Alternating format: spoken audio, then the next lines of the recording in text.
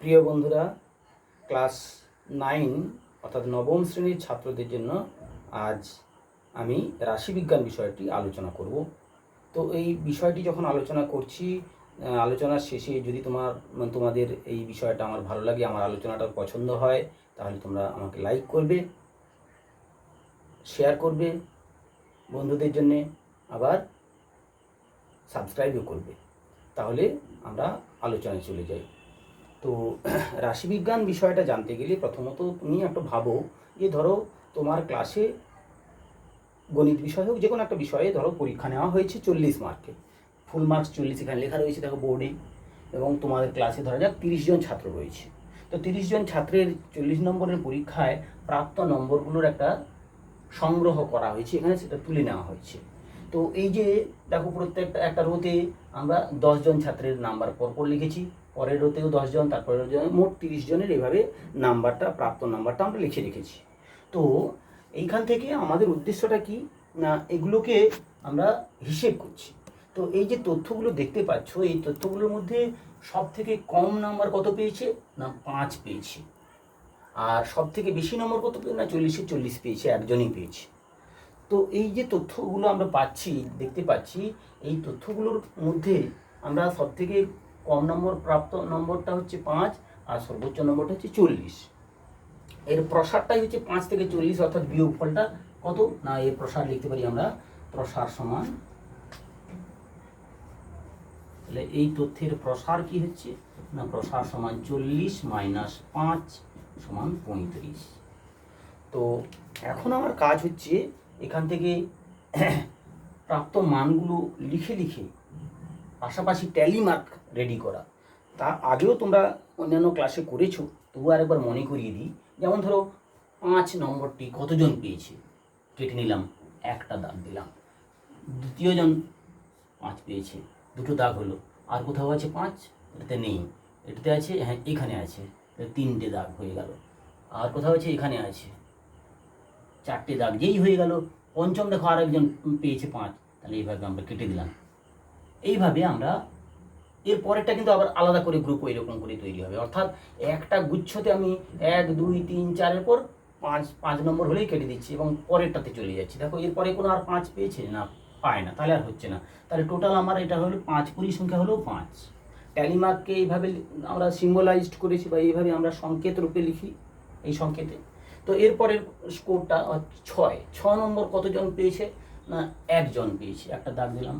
এরপর আর কোথাও কেউ 6 পেয়েছে, এখানে একজন পেয়েছে, দুটো দাঁড়িয়ে হয়ে গেল।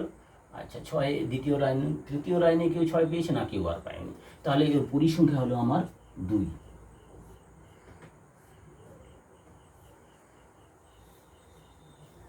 7 মার্ক কতজন পেয়েছে, এইখানে দেখতে পাচ্ছি, এখানে একজন পেয়েছে, তাই 7 মার্ক পেয়েছে যারা, তাদের একটা দাঁড়িয়ে পেলাম। 7-এর ওই লাইনে আর নেই, দ্বিতীয় রোতে এখানে রয়েছে, এখানেও দুটো, আর রয়েছে কোথাও না, আর কোথাও নেই, তাহলে 2, তাহলে পরিসংখ্যা হলো 2। 8 মার্কস কতজন পেয়েছে, 8 মার্কস পেয়েছে, দেখো প্রথম জনই 8 পেয়েছে, একটা দাঁড়ি। এরপরে দেখো এই রোতে, তারপরে দ্বিতীয় রোতে, তৃতীয় রোতে আর কেউ নেই, তাহলে একজনই পেয়েছে 8, একজন। এইভাবে আমরা ট্যালি মার্ক রেডি করতে পারি।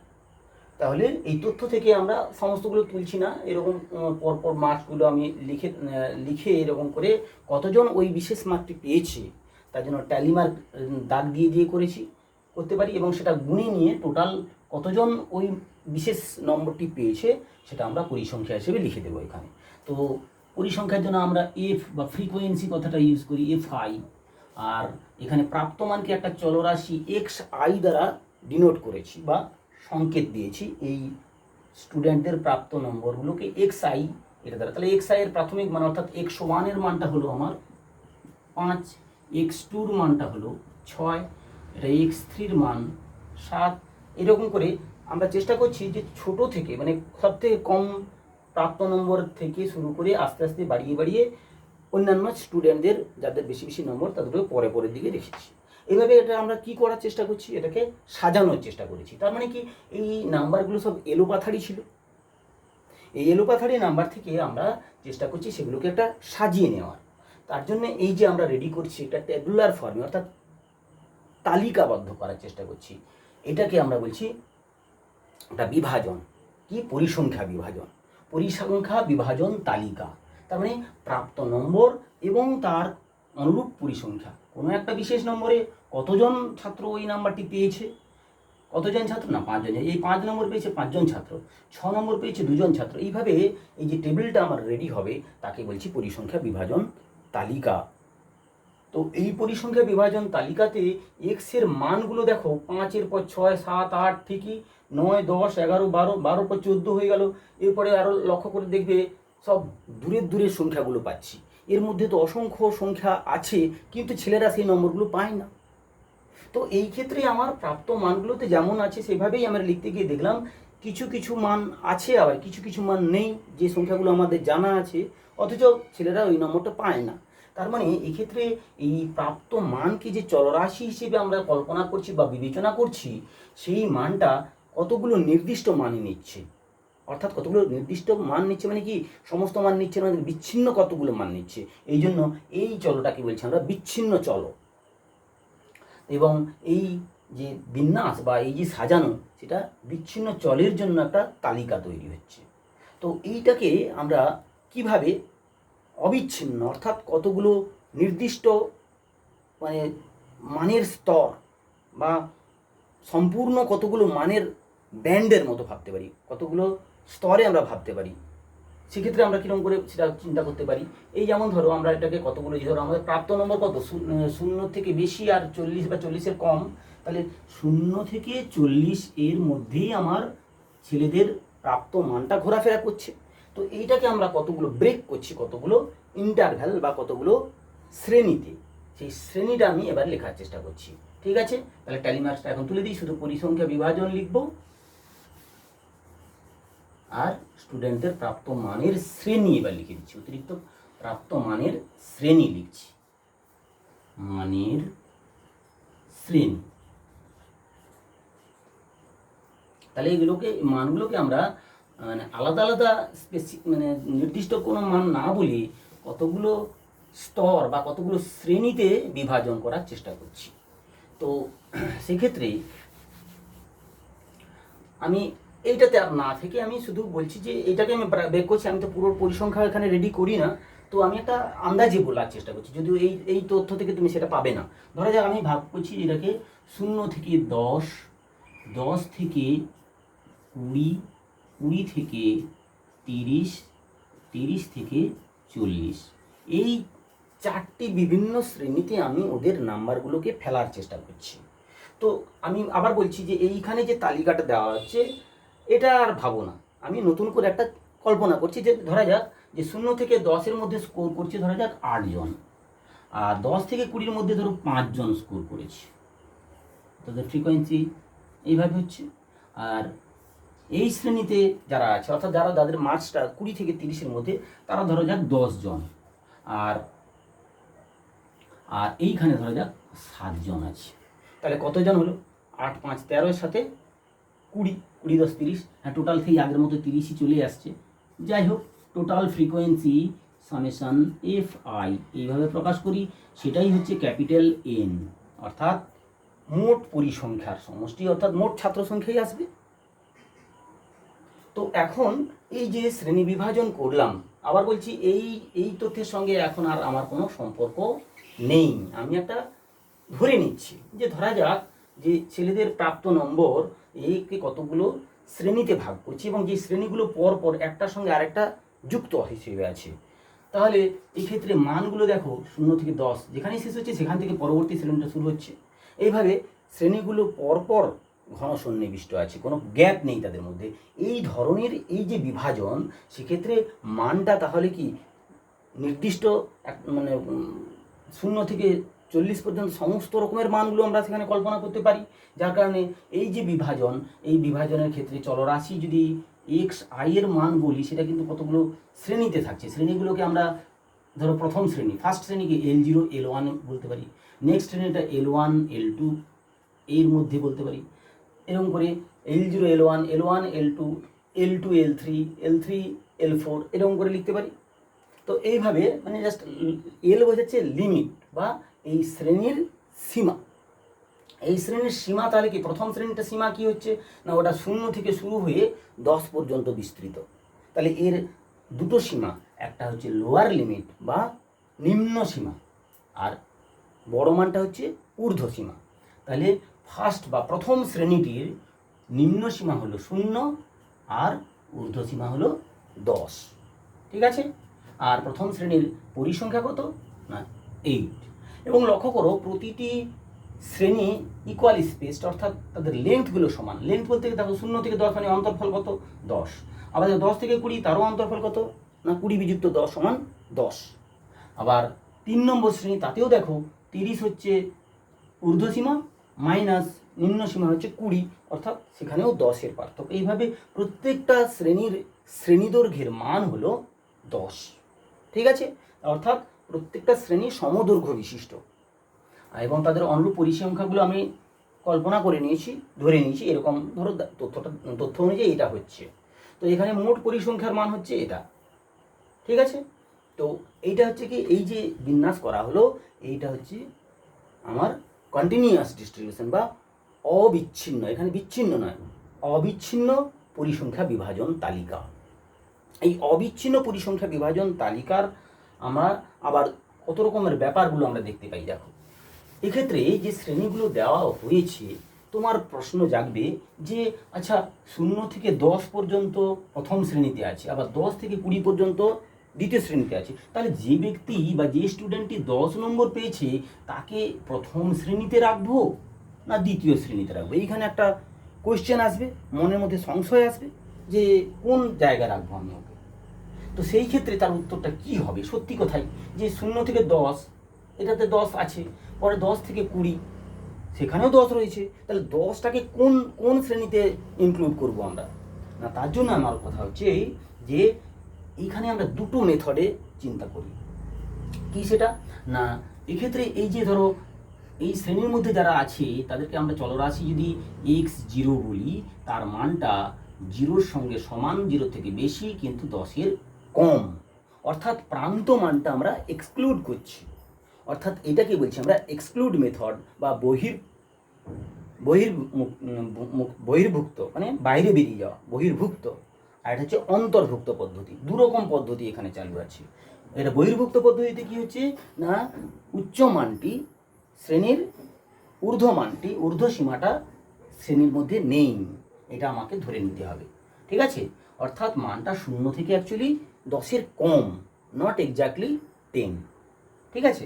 এটাকে বহির্ভুক্ত পদ্ধতি বলছি, বহির্ভুক্ত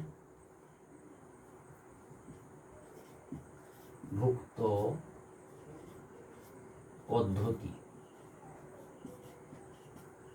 এটাকে এক্সক্লুসিভ মেথড বলে, এক্সক্লুসিভ মেথড। এক্সক্লুসিভ মেথডে আপার লিমিট বা ওই কোনো এক মানে প্রত্যেকটা শ্রেণীরই আপার লিমিটটা ওই শ্রেণীতে থাকবে না। ঠিক আছে। বাকি 0 থেকে অর্থাৎ লোয়ার লিমিট থেকে প্রত্যেকটা মান ঠিক 10-এর কম মান পর্যন্ত ও নিতে পারবে, ওর মধ্যে থাকবে। ঠিক আছে, বোঝা গেল? তাহলে বহির্ভুক্ত পদ্ধতিতে আমরা এরকমই চিন্তা ভাবনা করি, যার কারণে কোনো সমস্যা নেই। 10টা প্রথম শ্রেণীর অন্তর্ভুক্ত নয়, ওটা দ্বিতীয় শ্রেণীর অন্তর্ভুক্ত। তাহলে এই ব্যাপারটা তাহলে নিশ্চিত হওয়া গেল। এরপরে আসছি যে তাহলে ইনক্লুসিভ মেথডটা কি, অর্থাৎ অন্তর্ভুক্ত পদ্ধতি। তাহলে বহির্ভুক্ত পদ্ধতিকে বাদ দিয়ে আমি আসছি এখন অন্তর্ভুক্ত পদ্ধতি। অন্তর্ভুক্ত পদ্ধতি, অন্তর্ভুক্ত পদ্ধতি কি না, তাহলে আমরা এখন আসছি অন্তর্ভুক্ত পদ্ধতি। বহির্ভুক্ত পদ্ধতি আমরা বুঝেছি, এবারে আসছি অন্তর্ভুক্ত পদ্ধতি। অন্তর্ভুক্ত পদ্ধতিতে কোনো সবগুলোই ধরে নিতে হবে, সবগুলোই থাকবে, অর্থাৎ কোনো বাদ দেওয়ার ব্যাপার নেই। যে ঊর্ধ্বমানটা বাদ দেওয়া যে বহির্ভুক্ত পদ্ধতি ছিল, এবার অন্তর্ভুক্ত পদ্ধতি কী হবে, তখন আমরা করছি কি না 10 যদি মানটা নিতে যদি না পারবে কেন রাখবো এখানে, তখন আমরা করছি কি এগুলোকে চেঞ্জ করে নিচ্ছি। কীভাবে চেঞ্জ করছি না, 10টা কমিয়ে আমি 9 মান নিয়ে নিই, আর এইখান থেকে কিন্তু 10 থেকে 20 না করে 19 করে দিই, 19 করে দিলাম। এরপরে এখানে 20 থেকে কি করব, 20 থেকে 29 করছি, আর 30 থেকে 40 একটা মানের জন্য কোনো অসুবিধা নেই, 39 করতে পারে, 40 করতে পারে, ওর জন্য কিছু যায় আসে না। ঠিক আছে, তো এই হচ্ছে ব্যাপারটা। তো এই ক্ষেত্রে দেখো সমস্ত মানগুলোকে কিন্তু এর মধ্যে, অর্থাৎ এই শ্রেণীভুক্ত যে চলরাশিটি রয়েছে সেই চলরাশিটি একদম প্রথম এবং শেষ, অর্থাৎ নিম্নমান, নিম্নসীমা এবং ঊর্ধ্বসীমা দুই সীমার সমেত তার ভেতরে সমস্ত মান ওরা নিতে পারে। অর্থাৎ এটা কন্টিনিউয়াস ভ্যারিয়েবল বা এটা অবিচ্ছিন্ন চলক হিসেবে আমরা ধরতে পারি। এটা হচ্ছে ইনক্লুসিভ মেথড। ইনক্লুসিভ মেথডে এইরকম করে আমরা লিখব। ঠিক আছে, এই হচ্ছে ইনক্লুসিভ মেথড। এই জিনিসটা ক্লিয়ার হলো। এইবারে কথা হচ্ছে কিন্তু ইনক্লুসিভ মেথডে আমি এটা লিখতে গিয়ে দেখতে পাচ্ছি কি, দেখো যে 9 থেকে 10 একটা একের গ্যাপ থেকে গেছে। তাই ওই গ্যাপটা ধরো আমি তো কন্টিনিউয়াস মেথডের মধ্যে এগুলো তো কতগুলো আলাদা আলাদা স্তরে ভাগ হয়ে গেল, তাদের মধ্যে একটা এক দূরত্বের মধ্যে গ্যাপ থেকে যাচ্ছে। ওই গ্যাপটাকে তাড়াতে হবে। তার জন্য করতে হবে কি, 9 আর 10, 19 থেকে 20 একের গ্যাপগুলোকে দূর করার জন্য, তাহলে ধরো 9 আর 10 এদের মধ্যে যে একের গ্যাপ আছে, আমি করব কি, এটাকে তুলে নিয়ে গিয়ে 9.5-এ সেট করব, আর 10টাকে কমিয়ে নিয়ে এসে এটাতে সেট করব। তাহলে কি, ধরো যেটা 0 থেকে 9 আছে সেটা কি হলো 0 থেকে 9.5, বা ধরো এটা যদি বাম দিকে কমায়, যেমন এটা বাম দিকে সরে এসছে, এটা বাম দিকে সরিয়ে আসলে মাইনাস আসে অ্যাকচুয়ালি, যদিও সেই জায়গায় কোনো মান নেই, তো এরকম ধরতেও পারি।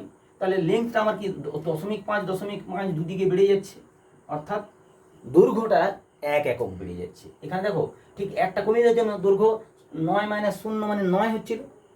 আগের ক্ষেত্রে বহির্ভুক্ত পদ্ধতিতে আমরা কি পেয়েছিলাম, 0 থেকে 10 মানে তার লেন্থটা 10 ছিল। আর এখানে করলাম কি, 1 কমিয়ে দেওয়ার ফলে 9-এর গ্যাপ হয়ে যাচ্ছে, অর্থাৎ প্রত্যেকটা শ্রেণী দৈর্ঘ্য 9 একক হচ্ছে। কিন্তু আমার উদ্দেশ্য হচ্ছে না, একে আবার কন্টিনিউয়াস করা। কন্টিনিউয়াস করার জন্য আমি করব কি, এখানে 9.5 করব, আর এটাও ঠিক শুরু হবে 9.5 থেকে। এইটা এটা বাড়াতে হবে 9.5, 19.5, এখানে 19.5 থেকেই এটা শুরু হবে। এটা 29.5, মানে এইদিকেও 0.5 পিছিয়ে যাচ্ছে, 0.5 এগিয়ে যাচ্ছে। তাহলে আমার মোটের উপর হিসেবটা ঠিকই থাকছে। 29.5, এখানে 39.5, মানে প্রায় 40 ধর। এইভাবে আমরা অন্তর্ভুক্ত পদ্ধতিতে গ্যাপগুলো দূর করব। তাহলে এক্ষেত্রে এই যে লেখা হলো, আমি আরেকটু ভালো করে ক্লিয়ার করে এটা লিখে দিই, কেননা এই জায়গায় তোমাকে কিছু কিছু প্রশ্ন জিজ্ঞাসা করতে পারে, বা টেবিল বা হিসেবের মানে কিছু স্ট্যাটিস্টিক্যাল হিসেব বা রাশিবিজ্ঞানের কিছু হিসেব করার জন্য আমাকে তাহলে এটা নিতে, এটা হচ্ছে কি অ্যাকচুয়ালি এই শ্রেণী সীমানা হয়ে গেল, আগে ছিল সীমা। আচ্ছা, প্রাপ্ত নম্বর বা মানের, নম্বরের বা মানের যাই বলো না, এটা সীমা ছিল।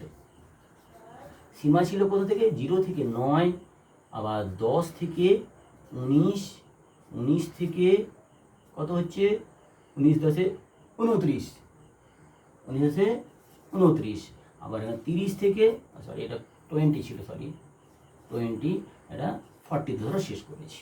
তো এটা হচ্ছে সীমা। আর এই যে জিনিসটা পাওয়া গেল, এটা হচ্ছে শ্রেণী সীমানা। এটা চেঞ্জ হয়ে গেল, এটা শ্রেণী সীমানা। কেন হলো না, এটা সীমা, এক্ষেত্রে দুটো পরপর শ্রেণীর মধ্যে একের গ্যাপ থেকে গেছে, এদের সীমানা নির্ধারণ হয়নি, ওরা কাছাকাছি আসার চেষ্টা করছে এবং একটা কমন ওয়াল তৈরি হয়ে আছে। ঠিক 9.5-এ মিট এটা শেষ হয়েছে, ওইখান থেকে পরবর্তী শ্রেণীটা শুরু হচ্ছে। এই জন্য এটাকে বলছি দুটো শ্রেণীর সীমানা, পরপর দুটো শ্রেণীর সীমানা। আর এইটা হচ্ছে কি দ্বিতীয় শ্রেণী এবং তৃতীয় শ্রেণীর সীমানা হচ্ছে এটা। এইভাবে এটাকে বলছি প্রাপ্ত শ্রেণীর সীমানা। ঠিক আছে, বাউন্ডারি। এটা হচ্ছে ক্লাস লিমিট, ইংরেজিতে বলে লিমিট, ক্লাস লিমিট। আর এটা হচ্ছে বাউন্ডারি বা সীমানা। বোঝা গেল? এই তাহলে এই ব্যাপারগুলো তোমাকে কিন্তু ভালো করে জানতে হবে, কি শ্রেণীভুক্ত পদ্ধতি, বহির্ভুক্ত পদ্ধতি কি, আর এক্সক্লুসিভ মেথড কি, আর ইনক্লুসিভ মেথড কি, অর্থাৎ বহির্ভুক্ত পদ্ধতি কি আর অন্তর্ভুক্ত পদ্ধতি কি, দুটো পদ্ধতিতে কিভাবে আমরা এইভাবে পরিসংখ্যা বিভাজন তালিকা তৈরি করতে পারি। ঠিক আছে, এরপরে আমি আসছি কিছু কিছু সংজ্ঞা তোমাকে তৈরি করতে পারে, বলে কোনো কোনো ক্ষেত্রে, যে বললো যে একটি শ্রেণীর পরিসংখ্যা বিভাজন ঘনত্ব। পরিসংখ্যা বিভাজন ঘনত্বটা কি? যে ধরো এখানে ধরো দ্বিতীয় শ্রেণীর কথা ভাবো। দ্বিতীয় শ্রেণীর পরিসংখ্যা বিভাজন ঘনত্ব, পরিসংখ্যা ঘনত্ব এক কথায় পরিসংখ্যা, তাহলে দ্বিতীয় শ্রেণীর কথা যদি বিবেচনা করি, তার পরিসংখ্যা বিভাজন দ্বিতীয় শ্রেণী ধরো আমি বললাম এটা L0 L1, এটা L1 L2 এই যে শ্রেণীটা, অর্থাৎ এখানে আছে কত 9.5 টু 19.5, এই যে শ্রেণীটি এটাকে দ্বিতীয় শ্রেণী বলছি। দ্বিতীয় শ্রেণীর পরিসংখ্যা কত না, দ্বিতীয় শ্রেণীর পরিসংখ্যা হচ্ছে 5, আর লেন্থ কত বিয়োগ করো 10 হচ্ছে, তাহলে 5-এর 10 এই মানটি হচ্ছে ওর পরিসংখ্যা ঘনত্ব। কি যেটা এটা হচ্ছে কি টার্মটা শিখলাম, পরিসংখ্যা ঘনত্ব। পরিসংখ্যা ঘনত্ব। আচ্ছা, পরিসংখ্যা ঘনত্ব হলো এই শ্রেণীটির পরিসংখ্যা ঘনত্বের মানটা, তাহলে কি হলো না ওই শ্রেণীর পরিসংখ্যা, তাহলে পরিসংখ্যা ঘনত্ব বলতে পরিসংখ্যাটা উপরে থাকবে ফ্রিকোয়েন্সি, ধরো দ্বিতীয় শ্রেণীতে F2 লিখছি, F2 কে কি দিয়ে ভাগ করছি না ওর লেন্থ দিয়ে, L ফর লেন্থ, এইভাবে। তাহলে পরিসংখ্যা ঘনত্বের ফর্মুলা হচ্ছে ওই শ্রেণীর পরিসংখ্যা ডিভাইড বাই ওই শ্রেণীর শ্রেণী দৈর্ঘ্য L মানে কি না L2 মাইনাস L1, ওর upper limit minus lower limit, upper boundary minus lower limit বললে ভুল হচ্ছে, এটা boundary, upper boundary minus lower boundary, বা ঊর্ধ্ব সীমানা মাইনাস নিম্ন সীমানা, এইভাবে আমরা পরিসংখ্যা ঘনত্ব নির্ণয় করি। আচ্ছা, পরিসংখ্যা ঘনত্বের পরে আপেক্ষিক, কোনো একটা শ্রেণীর আপেক্ষিক ঘনত্ব, পরিসংখ্যার আপেক্ষিক ঘনত্ব, আপেক্ষিক পরিসংখ্যা ঘনত্ব, এই টার্মটা আবার জানতে হবে। তাহলে এবার মুছে দিচ্ছি এগুলো, এটা মুছে এইখানে লিখছি। দ্বিতীয় শ্রেণী, দুই অন্তস্তয় শ্রেণীর কি বললাম, পরিসংখ্যা, আপেক্ষিক পরিসংখ্যা, আপেক্ষিক পরিসংখ্যা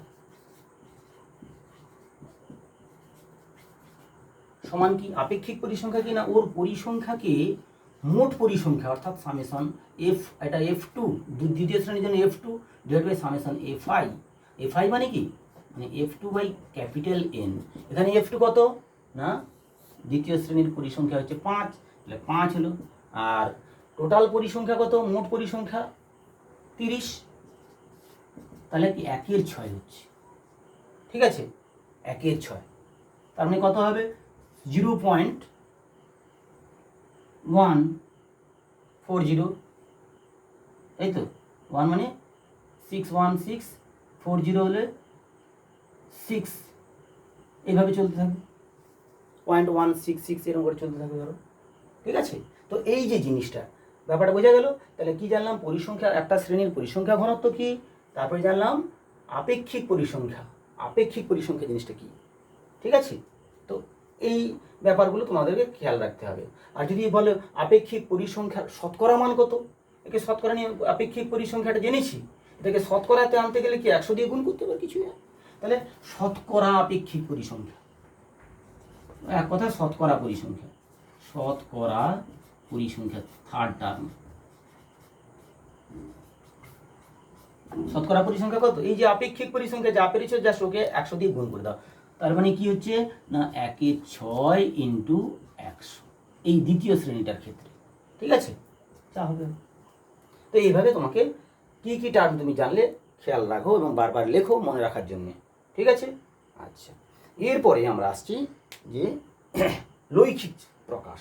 এই যে মানে আমরা যে বিভিন্ন রাশিবিজ্ঞানে বিভিন্ন রকমের তথ্য হিসেব করি, তার একটা গুরুত্বপূর্ণ আরেকটা দিক হলো, এই যেমন এইভাবে আমরা পরিসংখ্যা বিভাজন তালিকা, সে বহির্ভুক্ত পদ্ধতি হোক অন্তর্ভুক্ত পদ্ধতি হোক, বিভিন্ন রকম পরিসংখ্যা ঘনত্ব কি, আপেক্ষিক পরিসংখ্যা কি, আর শতকরা পরিসংখ্যা কি, এই টার্মগুলো যেমন আমরা শিখেছি জানছি, ক্লাস বাউন্ডারি কি, ক্লাস লিমিট কি, এই সমস্ত সংজ্ঞাগুলো আমাকে সবসময়ের জন্য তৈরি রাখতে হবে, চর্চা করতে হবে।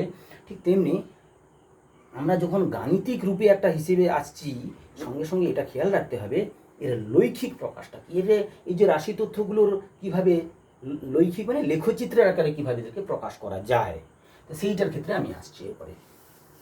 লৈখিক প্রকাশ, রাশিবিজ্ঞানের লৈখিক প্রকাশ, কত রকমভাবে চিত্রের সাহায্যে এই তথ্যগুলোকে আমরা প্রকাশ করতে পারি।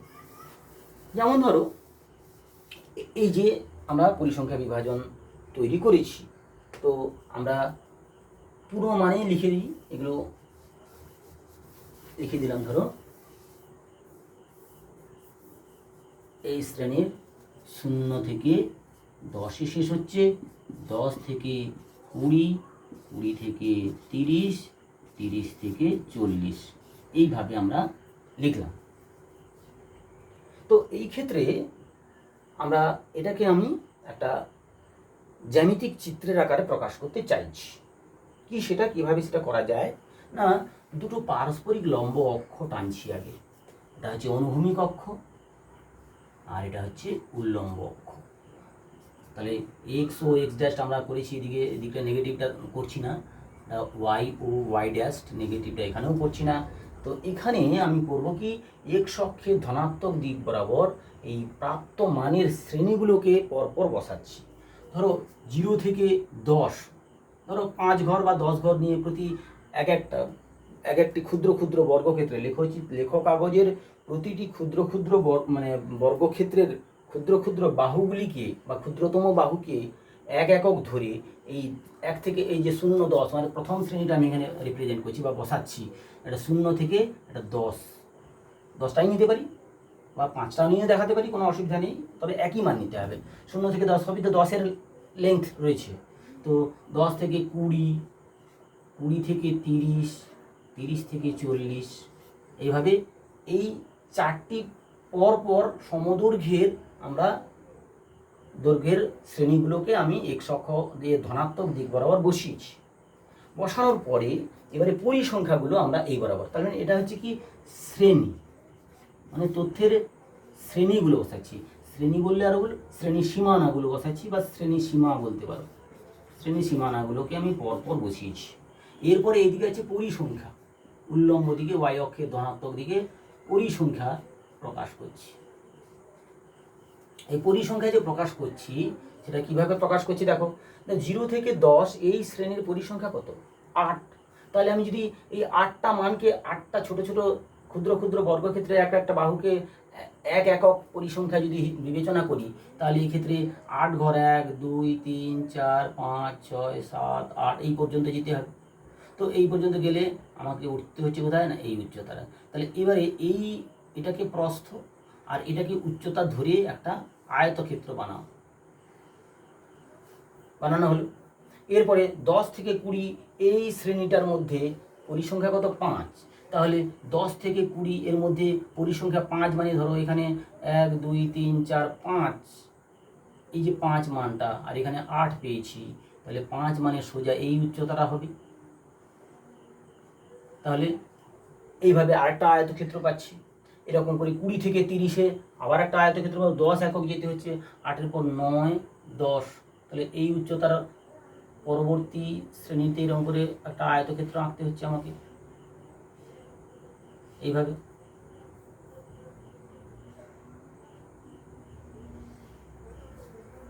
কুড়ি থেকে 30, 30 থেকে 40, 7 একক আছে, 7 একক মানে এই বরাবর হবে, এই তাহলে এই হচ্ছে আমার